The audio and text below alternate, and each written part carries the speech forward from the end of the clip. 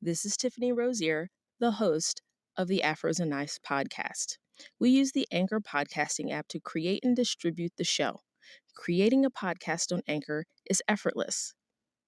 It allows you to record a high-quality podcast and distribute it everywhere, including Google Podcast and Apple Podcast. They distribute your podcast for you so it can be heard everywhere. You can easily make money from your podcast with no minimum listenership.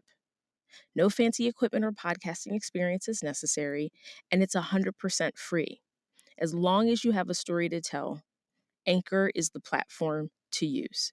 Share your story through audio using the Anchor app for Android, iPhone, or your desktop. Download the Anchor app or go to anchor.fm to get started today. Do you remember wine making a frequent appearance at your family gatherings? The history of wine is almost as long as the history of humanity. We use it to celebrate, to grieve, to eat, and to cook. In most of the world, wine is a part of everyday life, like a cup of hot tea or a glass of cool water. Why does it seem to be missing from the African American table?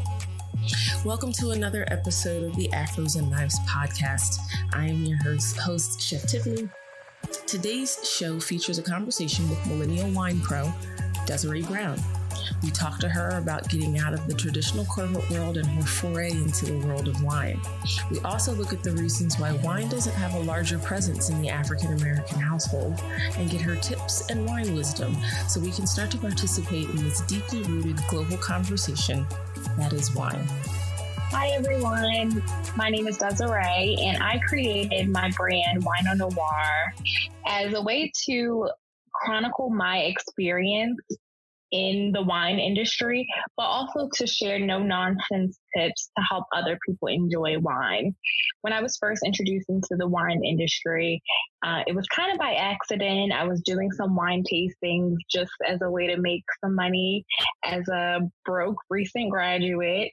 And it turned out to be a really great learning experience for me. I was using resources online to learn more about wine and to help me sell more wine. And then I realized that there was a whole world of wine education and I wanted to share that with my friends and family. And then I got the bright idea to branch out and start my blog and my Instagram platform. And it kind of just really took off. And I noticed there wasn't a lot of people of color using Instagram and having blogs with the same niche. And when I did see them, they had smaller platforms. So I thought it was a great way just to connect with them and to really bring some diversity to the space. And it's been a great experience so far. Well, I thank you so much for your work and for your I guess confidence is not the word, courage is the word, for your courage to kind of just step out into something that was essentially unfamiliar to you and just go with it. I think we had full disclosure, ladies and gentlemen, this is our second time around doing this conversation. But the first time around, you had made such a great point about doing something, following your gut and following your heart and doing something that's kind of non-traditional and really contending not so much with even the industry at first, but contending with the people who know you best, like your friends and family. And those are always kind of it's always that first line of people to get past. And while they love you dearly, it's so far outside of the cultural box for them that they're like, how in the world are you going to make money? How are you going to, how does this make any sense? How does this fit who we are and what we are as a culture and as a community.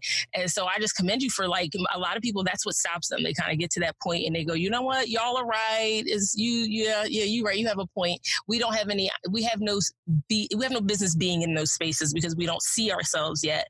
And so, there's always got to be the first one though. Like, that's always been my thing. There always got to be the first few before we start to see ourselves in those spaces. So I just want to applaud you for really just kind of getting outside of your own comfort zone and outside of a few other people's comfort zones and just following your heart and doing it. I know how hard that is. I'm like, I really do. Yeah. I was going to say thank you. And I mean, it definitely was not an easy experience. I came from a more traditional background and I grew up thinking, oh, I'm going to go to college. And when I get out of college, I'm going to get a good job, whatever that meant. To me, that meant get a good corporate job. But I was just really unhappy. And I really just took a leap of faith and went full time in the wine industry.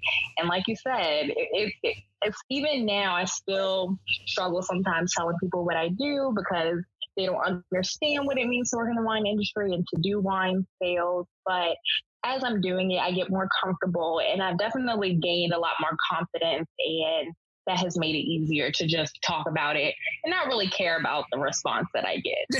This is true. I remember when I first made the announcement I was going to get into cooking, and it was just kind of like, it was a very lukewarm reception with that announcement. And I was just like, okay. And again, I'm like, I understood the response because it's not like it was, in 2006, it wasn't something you saw, not just with women and Black women, but just, like cooking and food was not a thing you did that got you anywhere. It was a job, and you did that job until you finished college or something like that. It was something to help you have a paycheck or put gas in your car, but it wasn't a career choice, and a career choice that could have an impact on the world or on your life.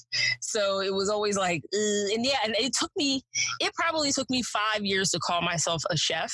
Like when people would ask me what I did, it was like, well, and so I had all these really creative answers. And finally, after working in a restaurant with another chef, he was like, why don't you just say you're a chef?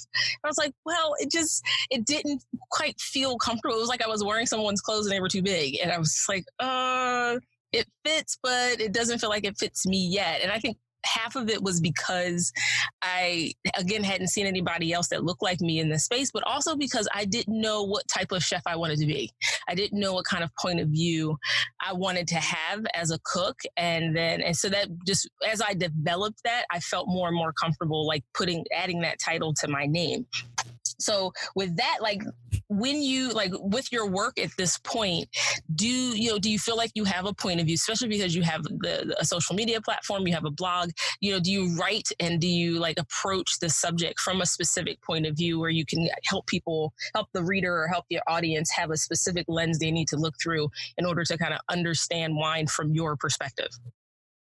I think that's a great question. And I think I started my brand about a year ago, a little over a year. So I definitely think about that question a lot.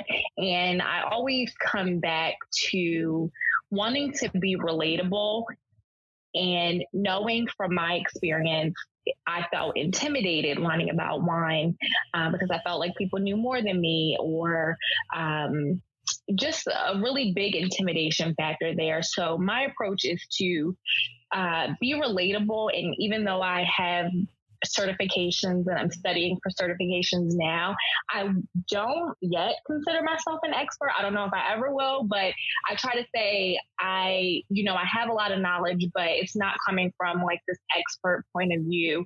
I learn and you can learn too. And here are tips to help you learn. So coming from a place of showing my journey, I didn't just wake up and have more wine knowledge than the average person. It definitely has been a journey of learning and tasting, but enjoying it along the way.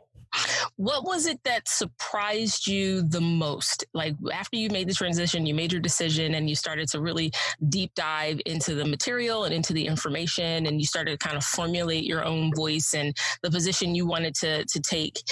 What was the biggest thing that surprised you kind of getting into the space a bit more aggressively and a bit deeper? I would say two things really surprised me. The first thing is that the people who are very well seasoned in the industry are really not as intimidating as I thought they were. From the outside looking in, I felt like I couldn't ask questions because I was afraid to look stupid, or I felt less than because I didn't have as much knowledge. But I've learned that most people who know a lot about wine, they love talking about it. I'm the same way. I love to talk about it. I love to learn, and they're open to answer any questions. I rarely come in contact with like a true wine snob who, doesn't want to deal anything with, a newbie. I rarely have that experience.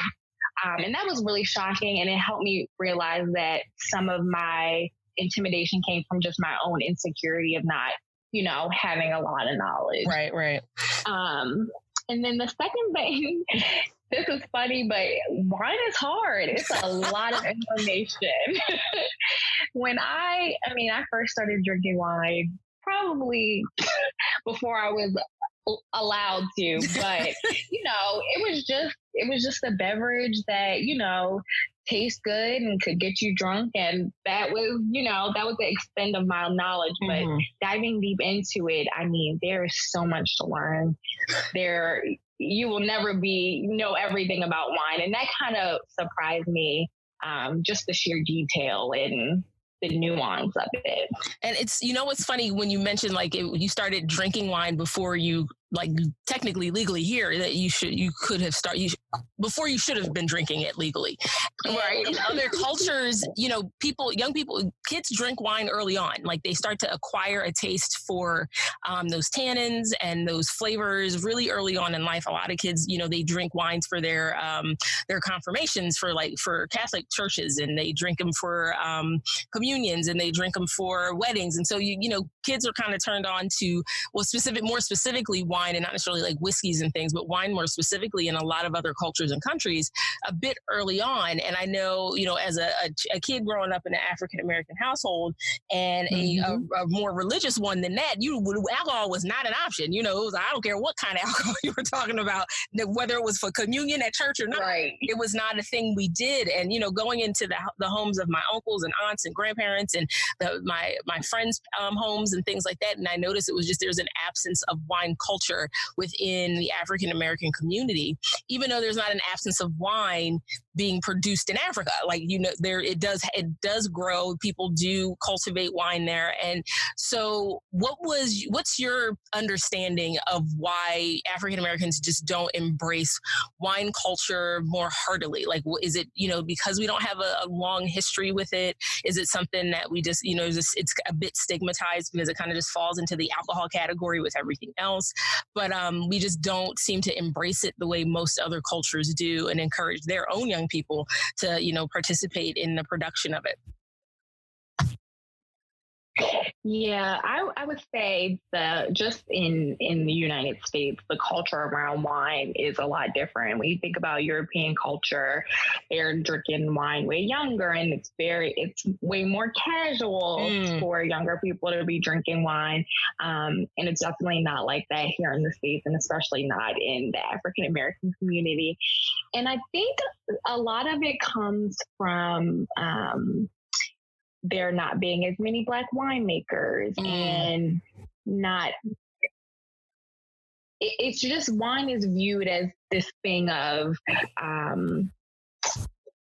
it's put up on a pedestal. Oh yeah, that's good. That's good. Yeah, I think it's put up on a pedestal where it's almost like, it's like a status thing almost. And a lot of people, the wine can be very expensive when you think about champagne and things like that. So it's not something that is thought of as like an everyday kind of thing, when really it's just a beverage that goes excellent with food. So I think there are a lot of things, but because there aren't a lot of Black somms, a lot of Black winemakers, or just people in the industry in general, people of color, it's hard to figure out how it fits into our culture. That's a really interesting point. That it's hard to see how it fits into our culture, considering so much of what we do culturally is this food is kind of the central component, and it's the central moment and space that we share. So I've rarely gone to a gathering, family or otherwise, where food was not kind of like the main event, and it's the thing that kind of binds us together. It's the thing that connects us all. So if you've been to there was a time, and we're still kind of talking about it, about shooting our first like docu-series, and it's surrounding the culture of the cookout, and how the cookout is not a barbecue, and how the cookout is not a regular event. Like a cookout for African Americans is a thing. It's if you've been to one, you understand exactly why it has its own name, why it's used as slang, why it's used as like it has a life of its own. And I've always been interested in why we created that particular event to centralize our like social interactions. But it's again, like when you go to a cookout, the one thing that you rarely see showing up to the party is wine. Like you see your uncles will bring some like malt liquor, and then somebody else will bring some Hennessy or some cognac. Like we kind of lean into the liquors and the whiskeys and things. And it, like to your point, it might be because it seems more cost effective. The price point isn't as high for some of these particular items, but there's some really great wine out there that is not going to break the bank, that will cost you as much as a bottle of like Cavassier. So I just don't understand what will it take to get people to kind of go, maybe I should hit up the wine aisle before I head to this cookout. I think a lot of it also has to do with marketing. You mentioned Cavassier, but that Busta Rhymes song. Yes, Mr. T in the video. Yeah. So, I mean, it shows up and that's only one example, but marketers intentionally are marketing to African American communities when it comes to liquor and things like that. But the marketing for wine is much different. I've more recently seen some ads on TV. I think there was like a Black lady with natural hair and a Kim Crawford Sauvignon Blanc commercial, but I noticed it. It wasn't something that I was used to seeing. So I think marketing dollars need to be focused more on advertising quality wines to African Americans, not just the sweet and cheap wines that they think Black people like, but all types of styles. I was just thinking that. I was like, it's so funny because when you do think about how wine has made it into the culture, like in song lyrics and stuff, they talk about the sweeter and the more like economically priced wines like Boone's Farm and Alizé and all of those that tend to stereotypically be like almost mostly like fruit juice or some weird commercial juice with a little bit of alcohol in it, which it tends to taste like that. Like usually if someone has some and I remember when Hypnotic came out, and I didn't know what to make of it. I was just like, what is this? And why is it glow in the dark blue? And you can see this bottle from space. And it tasted terrible. And they were like, and it was funny because I was with a group of friends. They brought the bottle out and they thought I was going to get so hype about it. And when I was just like, what is this? They were like, you've never heard of this? Oh my God, you're Black. I was like, wow, okay. No, if you have a good Pinot back there, we can talk. But what is this? We're just like, because you said the marketing is not necessarily geared towards us. I think marketers forget that other people are watching their marketing as well. And the absence of Black people in your marketing campaigns and in your public relations efforts doesn't just tell us something. It also tells the other audience members something as well. Like, oh, this is not a beverage that African Americans typically drink. This is not something they will engage in. So there's no need for you to make an effort to include them if that is the case. And it's just, of course that is in all types of industries and marketing, but really kind of specifically to these, what people would consider luxury items. And, considering how wine is taxed and, and even entry into being a producer, there's a handful of really beautiful wine producers that are Black. And it's just like when I talk about them to other people, they're like, there are Black people make wine? Oh my God, really? Oh, okay. And then it kind of, you can see the questions going off in their brains, but they don't even really know what to ask. So, Right. you know, for me, I'm just like, what do we do as a culture to kind of push these brands to market to everyone, to make wine more inclusive? What is it that we can say or do? Where do we put our dollars in order to create that level of impact? Yeah, that's a great question too. I mean, I think it's slowly happening, but more people of color are just working in the industry, and that's going to help just help us have a seat at the table and to be there and to, you know, stress the importance. But I saw recently a tactic where a lady refused to attend an event because the panel wasn't as diverse. But I think that's a good strategy for, I mean, even myself thinking about it now, but when I go to these events where they're showcasing wine from maybe Spain or South Africa or, you know, anywhere, but really asking the question, saying, hey, you know, why aren't there people of color on this panel? Or why aren't you featuring any Black winemakers? Maybe they haven't thought of it, which is a problem in itself, but maybe I can suggest one that I've heard of or that I know, or, you know, right. Asking the question, pulling them up on it. So I think we have to hold people accountable, the marketers, the event planners and things like that. And then also, you know, creating a lane of our own. Oh, yes. So, always about that. I love most recently seeing beauty influencer Jackie Aina on in Essence, and girl, she can come to any party anytime. But I love her persistence. Like, there was at no point was it an option for makeup brands to kick back and go, well, we're not going to do this. We're not going to make our shade ranges inclusive. We're not going to, like, that was not even up for discussion. Her question was always, how are you going to do it? Not, are you going to do it? And, you know, I love that energy about that. And, you know, I would absolutely love to see someone, you know, take on the, you know, YouTube the way she has and talk about wine and talk about food. And, you know, like one of the digital platform I've been working on really leans into developing that type of content where, you know, I could put someone like yourself front and center, and we can, you know, shoot episodes that really have the same kind of energy as like the Jackie Aina video, but we are talking about wine and how to get entry into the conversation, and, you know, visiting different vineyards that are run by Black families and doing some tastings live on camera and stuff like that, and walking people through the process of tasting where, like you said, it's accessible and intelligent, and it doesn't talk down to anybody. I find like a lot of resources for people getting into wine and like wanting to learn more about it.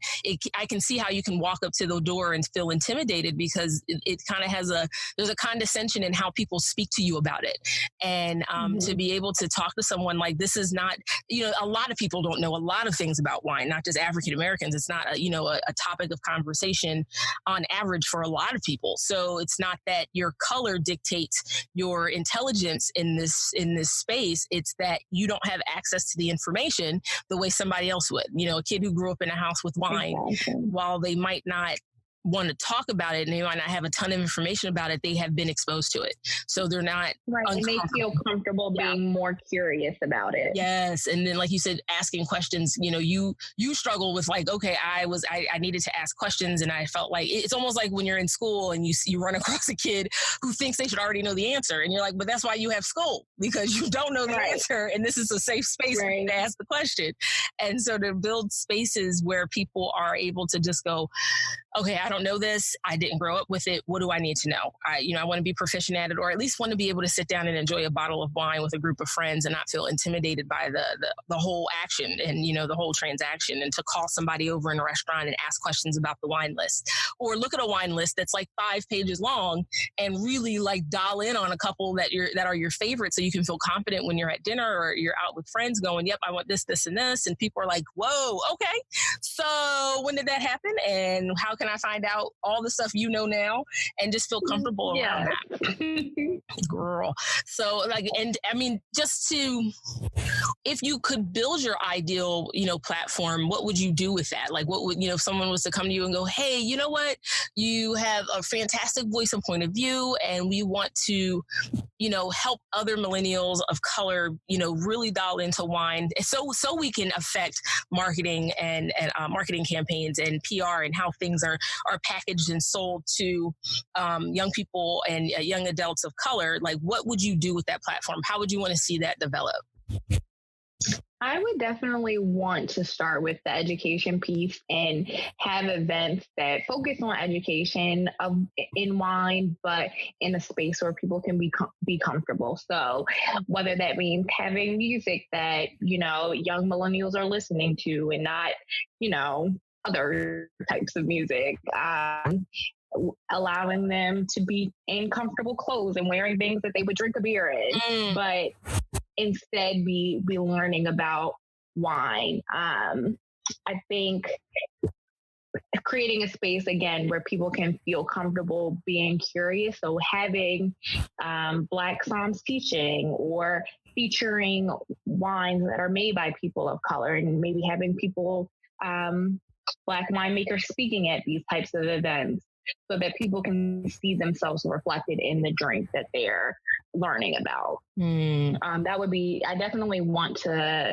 start with the education piece. And once you have the basic knowledge of wine, you're able to build more easily on that knowledge on your own time. So when you're out tasting, if you have the basic information about, sweet and dry, red and rosé, and different flavor profiles, you can start to explore more. So having the education piece is the most important. All right. Well, follow-up question on rosé, because I've noticed that is the summer drink or the summer wine selection. Is there, talk to me about rosé. What do we need to look for? What brands we need to really get our hands on? How should we be drinking it? What kind of food should we pair with it? Give me some tea about the rosé trend. So rosé is so on trend right now. It's a pink drink. Who doesn't love it? But I love rosé just because it's such a food-friendly wine. A lot of people just drink it in the summertime because it's fun, it's light and refreshing. But it really is a great wine to drink all year round because of the high acidity. It's going to go with all types of cuisines.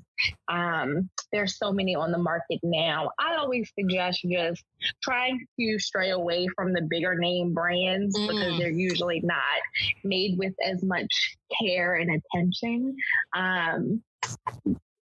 Provence in France that's a classic region for rosé. So if you want to explore, that's a great place to start. But just think about the styles of wine that you like. So if you prefer a lighter style red wine, say Pinot Noir, then look for a rosé of Pinot Noir because it's going to have similar flavor profiles. If you prefer a bigger, bolder Syrah, then look for a rosé of Syrah. That's just a quick little trick to help pick a wine in the sea of pink when you go into when you're going down the wine aisle, because it can be hard and intimidating, but those are just a few little tricks to kind of help you find something that you would enjoy. Well, and go ahead. I was like, no, I'm taking notes. You good? And then also just checking the sugar content. If it has a lower alcohol, it's probably going to be sweeter. If it has higher, it's probably going to be drier. So that's another just trick. Not even just for rosé, but wine in general. But it can be so hard. I always say, just buy it. It's like 10 or 11 bucks for a decent wine. It's a small risk to take. This is true.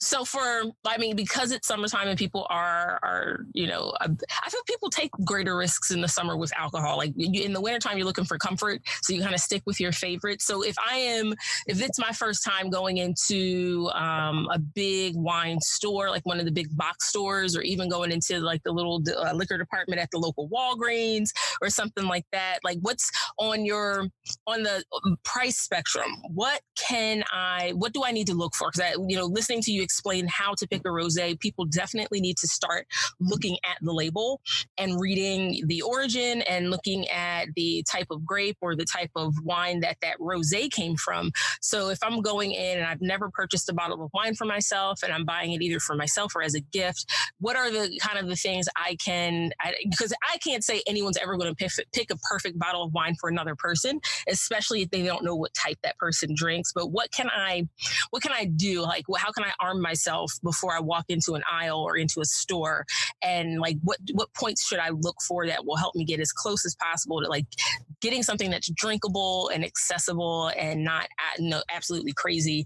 And because people will go into these wine places and their eyes will be screaming and they'll be looking at stuff and they're like, I don't know what this means. What's a Tempranillo grape? Where is that from? What part of Spain is this from? So they're looking at maps and stuff on labels and names. Yeah. And so like, what do, to ignore all of that other information on the label, what do I need to look for specifically to help me kind of narrow down a couple of things that, can make me feel a bit more confident in a wine store? So this is going to sound like a super basic response, but really just ask someone. Okay, ladies and gentlemen, do you hear her? She said ask. Go ahead. Just ask.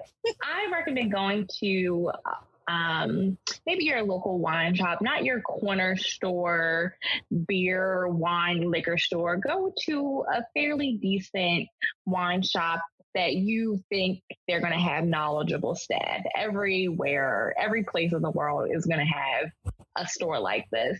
And ask the person working there. Most people that work in these wine shops that have a pretty large selection of wines are going to be pretty familiar with the wines that they carry, even if they've tasted them all or they at least know what to expect from certain regions. So I always suggest thinking about what flavor profile you want to go for.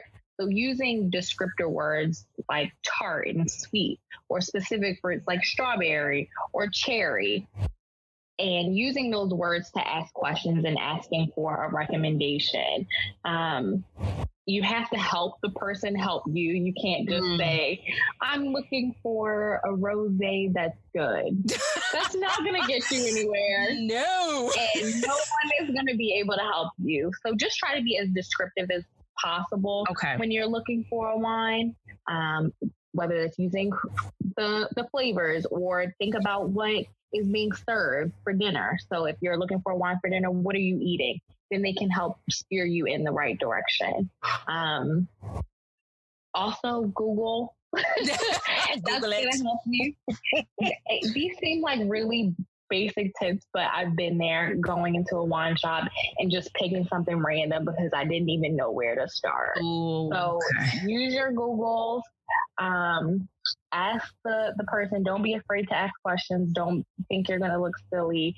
Most of the time, they're just sitting at the front, waiting for somebody to ask them a question. It's true. Yeah. And it's okay. They can work for their money. You know what? And it's okay if you don't see a Black person in the store working. A white person will answer your question perfectly fine. Don't be worried about that either. It's a great way to build race relations. It is. And if you have a local shop, the best thing to do is to talk to them and kind of make friends with them, because if they get a new wine, they'll remember which wine they recommended. And then they'll say, hey, we just got this new wine in. I think you'll like this one. So then you'll start to build a rapport. They'll start to kind of know what flavors you like and be able to make different suggestions. If they recommend something and you don't like it, they can steer you in a different way. It sounds like you maybe might want to keep a little notebook of like when you try a wine, you can actually take a couple of notes and go, I like this about it. I didn't like that about it. So the next time you go back into the store, you can kind of narrow down a couple of things and you have better questions every time you go back in. Yeah, so actually on my blog, I have a tasting sheet where it walks you through all the steps of tasting a wine. And then there's also a sheet where you can mark off different aspects of the wine. So the sugar, the acidity, the tannin, and the guide also explains what all those terms mean if you're not as familiar. So this is a good way just to start tracking the different aspects of wine and also figuring out what you like. The only way to figure out what you like is to taste and kind of be able to remember the different aspects that you do and you don't like. So if you check it out on my blog, it's winonoir.com/free tasting guide. And it's just a quick download. It's free. It's a great resource. I fully expect people to go in and download this. So ladies and gentlemen, don't disappoint me and embarrass me, please. Get on the website and download that. And then, have a party. Get you some hors d'oeuvres and go buy you a couple of bottles of wine with some friends and you all taste together. Let's all come up together. This is all I'm saying. I mean, we can all be like Drake and his crew. It's so fun. We can start from the bottom and be here. At some point, we have to do it. So yes, that actually sounds like a great way to spend a summer weekend, is to just do a wine tasting. And that way, that it's going to be kind of a casual affair where it's just you guys and it's people and can trust, and you won't have to feel, intimidated by any of it, because it's just people that you love and love to spend time with. And you guys are all kind of engaged in the same activity, is finding out, figuring out what kind of wines you like to drink and learning a bit more about what you're drinking. So yes, I'm so a fan. Fun to do it with other people. And if you have everybody bring, even if it's their favorite bottle and they want to bring it, and maybe you haven't tried it, it's a great way just to taste with your friends and have fun. And then once you're done taking your notes, you just drink the bottles and have a good night. Let's do this, people. And I would, and I fully expect to see some comments and feedback about, after you've done this, how much you enjoyed yourself. And then we can all give credit to Desiree for her suggestion. So I'm expecting people to do some homework here.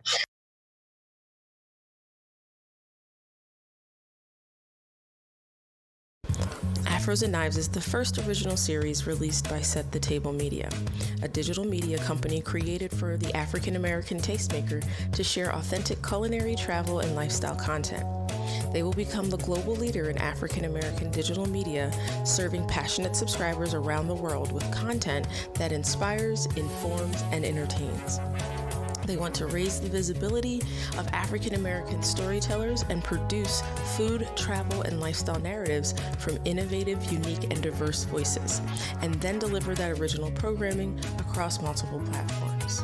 To learn more about Set the Table Media, you may visit the website at setthetablemedia.com or follow them on Instagram.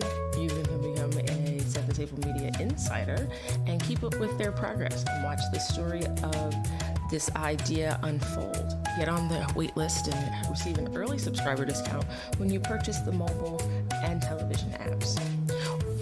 You can also think about becoming a patron and supporting this work with your dollars.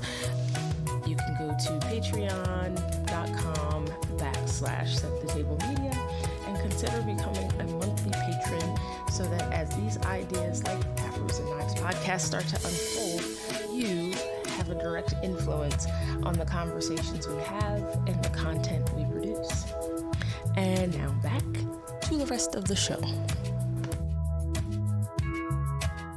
Now, I had a personal wine question that I've been kind of following the natural wine trend for a little while. When I still cook privately in Phoenix for clients for small events, things like bachelorette parties and stuff like that. And so with smaller groups, I can really take a lot of control over my how I source my ingredients. So I do use a lot of local and seasonally sourced ingredients, things that are organically grown or that I grow myself. And so when I start talking about adding wine to food or cooking with wine, I started to kind of lean into some of the more natural organic brands. And I'm still curious as to what that trend is doing. It's really quiet. You don't hear a lot of conversation about it just yet, because the organic argument when it comes to food is still very present. People are like, well, how do you know it's organic and blah, blah, blah. And you're like, okay, I understand your point, but there comes a point where, adding artificial defenses into the soil and onto a plant to help it defend itself against a natural predator, kind of pulls it away from its, own natural state. And so there is something to organic farming, and there is a difference in taste and texture and how it holds up. So have you tasted any natural wines or organic wines? Do you have any that you have enjoyed yet? Or is the jury still out for you on those wines? Have you not gotten to that point yet? So I'm just curious as to where you stand with those. Yeah, there's actually a really cool wine bar in DC called Dio Wine Bar. It's owned by a woman. There are a lot of women working there, and I think they also feature a lot of women natural winemakers. Okay. So I think that was the first place that I tasted natural wine, and you can definitely tell the difference between natural wine and then drinking maybe your big box wine from the grocery store. Not in a bad way. You could just tell it tastes more natural, has a different texture and mouthfeel. I don't solely drink natural wine. I'm not necessarily seeking out natural wine, Right. but I think it's a really important movement because wine is one of maybe a few products that you can make, bottle, package, and sell without telling all the ingredients that are in it. And yeah, that's a good point. It's becoming more and more common for people just to care more about what they're putting into their bodies. And a lot of times with wine, you don't really know what they're doing in the cellar, especially if you don't have that much knowledge on wine. You're really just drinking it. So I think it's a really great movement. I'm excited to see more and more natural wine popping up on the market and just trying a new style of wine. It's really a cool movement. And I think it's important to hold winemakers accountable for what they're doing, asking more questions about what they're adding, what pesticides they're using in the fields for the grapes. So just holding them accountable and making sure they're not doing anything crazy that and no one's going to even, blink an eye about it. Yeah, it's like, okay, well, it's wine. I trust it. And no matter what, I'm going to drink it. And to our point about marketing and putting marketing dollars, wherever people spend money is where marketers go. And so to push producers to be a bit more transparent about what happens, when they're producing a bottle is always, I think it's always a great way to create a relationship with a consumer, is to be more open about, this is the process it goes through. This is where these grapes come from. And I think it can only help, especially as we have more wine producers, thankfully, especially of the African American background, those wine producers can get out in front of this particular type of movement where if you're not producing natural wines, then at the very least, you're really kind of transparent about what's happening in the process, so that as you start to connect and start to drink a bit more, they're like, oh, okay, so yeah, I know exactly how this was produced. I know where it's from. I know what they did to it. I know I know the process. And so you can build some trust with new consumers, because we can definitely start people will put their dollars in that direction. So yeah, I was just like, oh, can I cook with this? Will it change things? And so, because the accessibility to it is really different too, because the percentage of natural wines that are being sold are just it's not very high yet. So I just haven't had a chance to experiment with it specifically in cooking. I've been able to taste quite a few of them, and most of them are really great. And they definitely are different than, your traditional commercial wines. But, I just haven't tried cooking with them just yet, like, doing a coq au vin with a natural red to see how that plays. And so I definitely... Yeah, that would be an interesting experiment. I was like, I'd be curious to see how it goes. Yeah, I'm like, so is there... you said because you are in Maryland at this point. So what for my friends and our listeners who are living in that area, that southeastern area, are there a few wine bars you can recommend to them?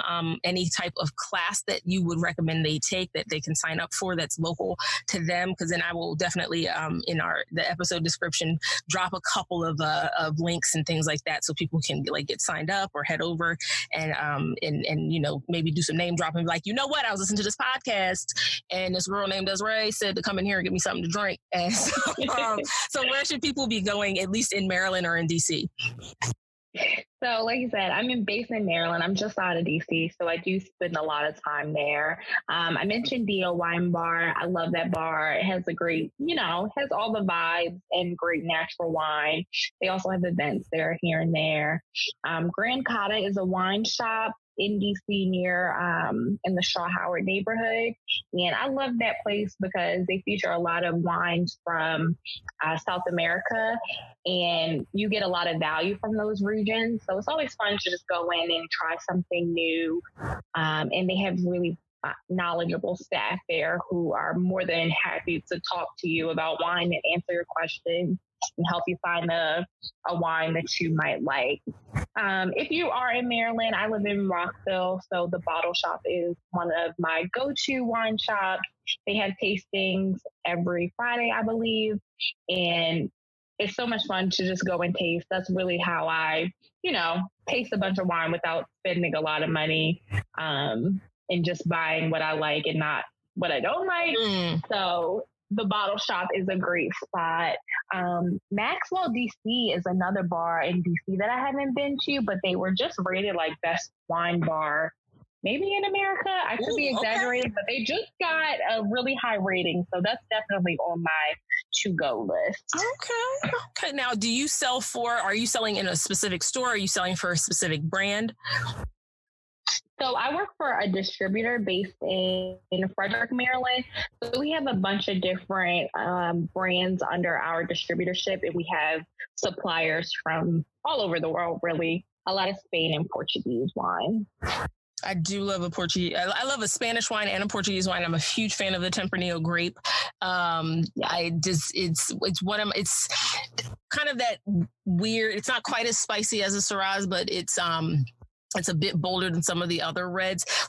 I've recently seen a lot of the blended reds and not so much the blended whites, but the blended reds, especially in like stores like Whole Foods or kind of your natural stores like Sprouts, and I don't know what they're called in other places, maybe even not TJ Maxx, Trader Joe's. And so it's I was like, so I've seen a big push for blended reds. And what exactly am I looking at when I see that on a label? So a blended wine is just a wine that blends different grapes that have different profiles. So you may have a wine that is has one grape that has a lot of tannin, but then the other grape is going to have less tannin. Okay. And then maybe it's a third grape added to it, which is going to add a more floral component. So usually with the blended wine, you're going to get a really balanced wine. Okay. As opposed to getting a cab that's going to be big, bold with a lot of tannin. And you're definitely going to need a nice juicy burger to drink with it. Okay. Usually with the blend, you can get more balance. It's going to be a more easy drinking red that you can have with or without food. So I love drinking blends for that exact reason. Okay. So they tend to be more of like, if you're going to buy a bottle of wine for a party or for a large crowd, a blended red might be a good option because it's going to give you something that's a bit more drinkable and more approachable no matter what's being served and who's drinking it at this point. Yeah, exactly. Okay. And then I know we chatted before about, things with bubbles and loving a champagne or a cava or a Prosecco. So for like the summer, do you tend to just lean into all of those? Do you kind of find yourself pulling the same bottle all summer long when it comes to like a bubbly white? So I drink bubbles all year round. It doesn't need to be a celebration or anything like that. I actually visited Champagne and I did a few tours there and learned a lot about how champagne is made and just the history of it. And I kind of fell in love with all things bubbles, not just champagne. But I drink Prosecco. That's one of my favorite sparkling wines. Cava, Spanish sparkling wine, is also really good. And then you can still get some really affordable sparkling wines out of France that aren't champagne, because only sparkling wine that comes from the Champagne region of Spain can be called champagne. Right. But you can get a lot of Cremant from all over France that is also really great value if you don't want to spend $60 on a bottle of champagne. Got you. Okay. Now for champagne, when someone's going to go buy a bottle and, they've decided that it doesn't require a special occasion outside of just being hungry and wanting a basket of fried chicken and a glass of champagne with it. How do you talk to people about purchasing a champagne or a sparkling white? Because I know they can tend to either be drier or sweeter. And, depending on, especially sometimes you can get into one of those sparkling Rieslings as well. And down, those tend to be a lot drier. So how do you talk to people about when they're looking at the label and it says brut and they're like, I don't have any idea what that means and what that means for me drinking it. So how do you help somebody, you know, pick a really great bottle of a sparkling white? So, great question. The wine bottle is going to tell you a lot of information that you need, especially on sparkling wine. So if you're looking at a brut wine, you're going to be getting a drier style of wine. And the sparkling wine scale and phrasing that they use can be really confusing, because if you get a wine that's extra dry, that's going to be more sugar than the brut, which is kind of counterintuitive, but it's a very good tip to know. Brut is going to be the drier style. Extra dry is going to have a little more sugar. And then when you start to see demi-sec and sec, those are going to be your sweeter style wine. So that's just referring to the sugar in the wine. But you know, it's important to look at that if you know you don't want sweet or if you know you don't want dry.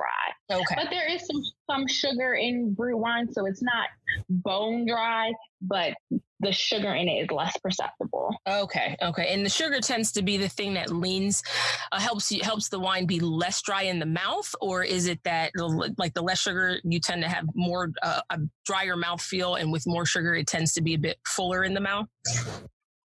So sugar is simply the amount of, sweetness is simply the amount of sugar. So it's not really gonna affect the mouthfeel. I guess if you do have more sugar, it might feel a little more full body, but a lot of time your body can come from your alcohol levels too. Okay. But for sweetness, I would just think about just the sugar, how sweet you want your wine to be. Okay. All right. Yep. Ladies and gentlemen, I hope you're out here taking notes, because something I will not be reviewing is all of these points in the description box. So if you might need to listen to this again, or take this down the first time, or ask these questions when you get into the store, like she told you the first time. So, but yes, I was so glad when champagne started getting paired with fried chicken. It changed people's minds about what was drinkable, what was not drinkable. Like you said in the very beginning, like what was on a pedestal and what wasn't. And, you know, the fact that you would pair something with fried chicken that everyone has always made super exclusive and like high ends and highbrow. And it just gave champagne this idea that it was not, not everyone had permission to drink it. And so the minute someone put it with some fried chicken, it was like, no, let's talk about that again. It's something to drink, and it's beautiful with a piece of fried chicken because of the fat. And so we started to see a change in how people talk about wine, even from that. And so in the last few years, you see more people like venturing into the wine aisle.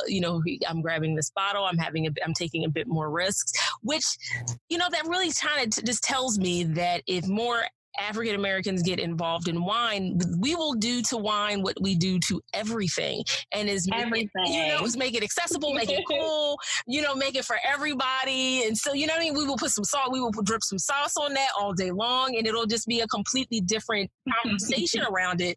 So, my last question for you around wine is, what if I wanted to, I'm listening to this podcast, I've kind of been thinking about it, and, wine has just been a part of my life and I love it. What are the first few steps someone can take if they're really ready to kind of get serious about it? They're not quite ready to, leave their jobs and stuff like that because they're still not as confident, but like, what are like the top 5 things they could do to really start to get serious about getting into wine professionally?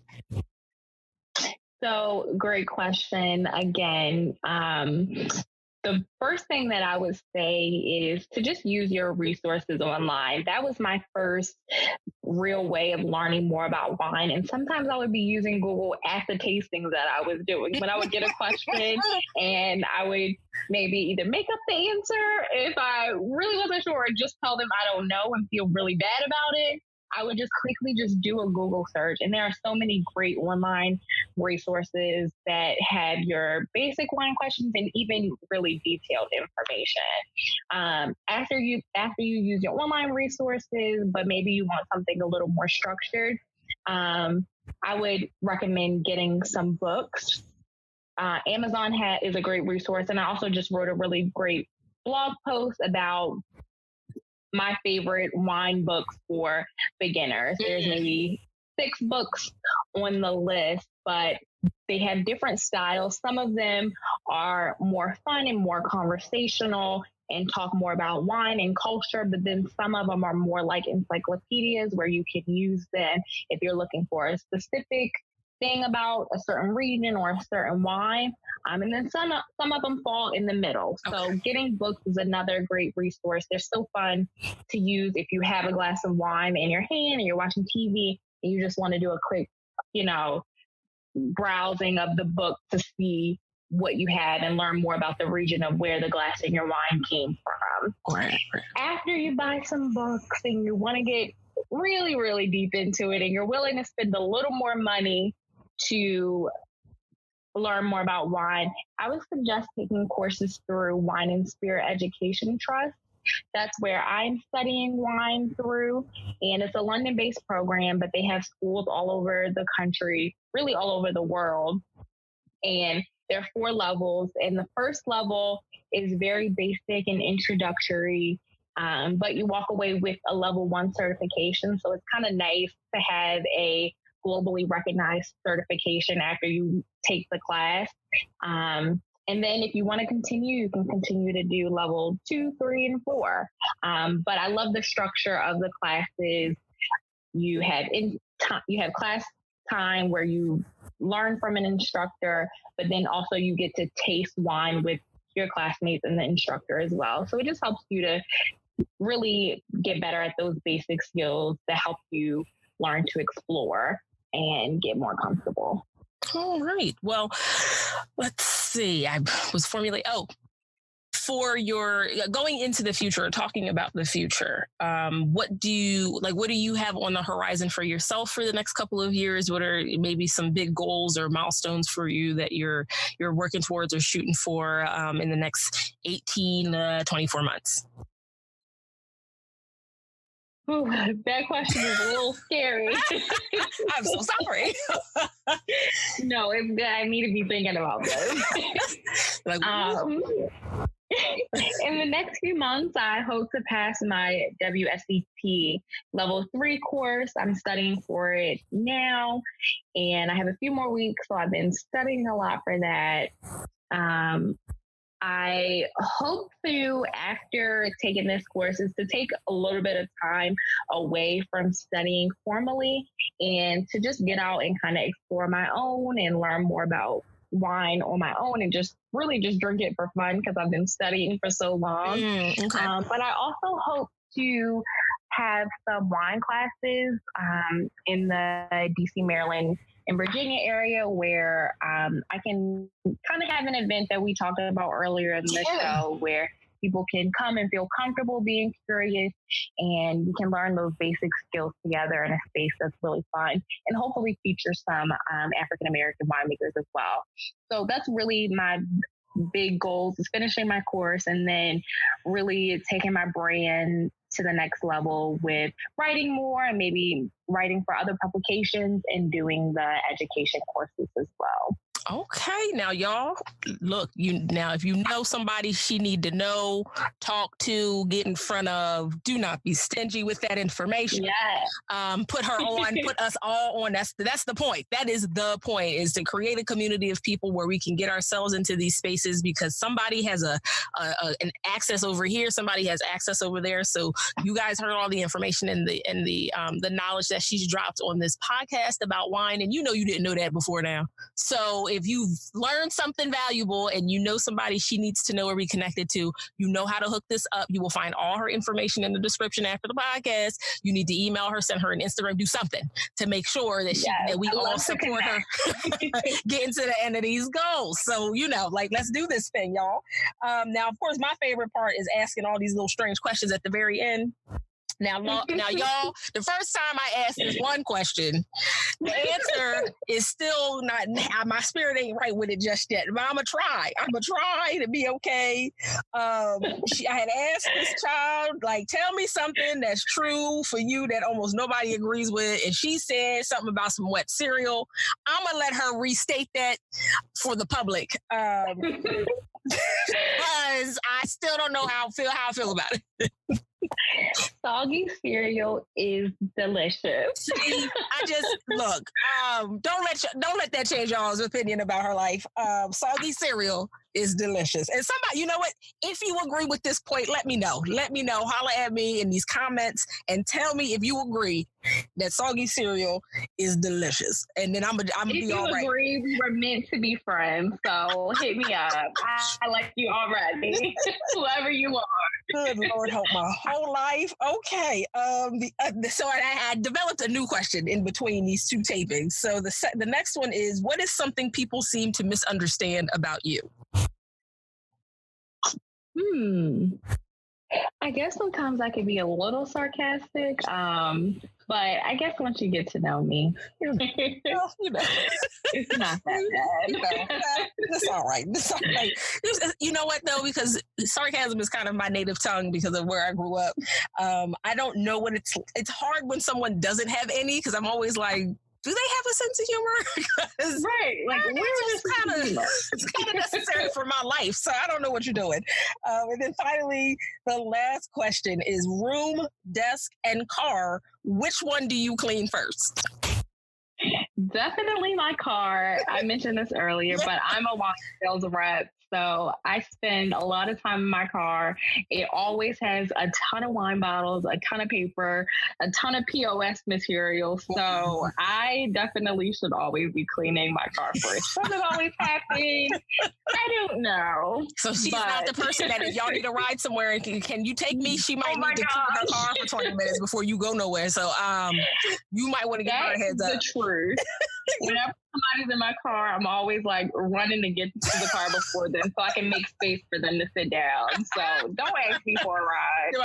It's too much work. It's too much work. And no, you can't help me clean it up because then I won't know where anything is. So exactly. Well, thank you so much, Desiree, for retaping this for me. Y'all, she was a true VIP. Our first taping just did not sound as good as I would have liked it to. And I needed all of you to have the nuggets of wisdom that she dropped. So she was so gracious and re-recorded this for us. And so please just help me thank her and definitely give her plenty of shout outs. There are plenty of blessings coming her way on account of her being so generous. And so I just thank her. And you know what? We appreciate her work and we appreciate her influence. And we know that it's only going to get bigger and that we will be looking for all of the wisdom to hit. I'm not saying that everybody's going to be eating soggy cereal anytime soon, but we should be better at picking some wines this summer and going forward. So again, thank you so much for just retaping and for joining me again. I loved having this conversation with you. It was nice to be able to even dig a little deeper into some of our questions that we had the first time around. So I just definitely look forward to seeing how your platform completely blows up in the future and see how much influence, what your influence will be on how African Americans really kind of engage in the discussions around wine and fine dining and how that's just going to elevate our community even more. So thank you. Thank you so much, Tiffany. I am so excited to be featured on the first season of your podcast and just so honored to be among all the amazing women that are featured for this season. So thank you so much for having me. I really appreciate it. Thank you for listening in on this week's conversation with Desiree Brown. We are excited that you have joined our community of thoughtful, ambitious, and informed listeners. We love to hear the stories and experiences of inspiring and passionate people. Be sure to find Desiree on Instagram at Wino Noire, as well as follow her blog to keep up with her journey. You're invited to the episode after party. Click the link in the episode description to become a member of the Afros and Knives community, powered by Mighty Networks, and let's keep the conversation going.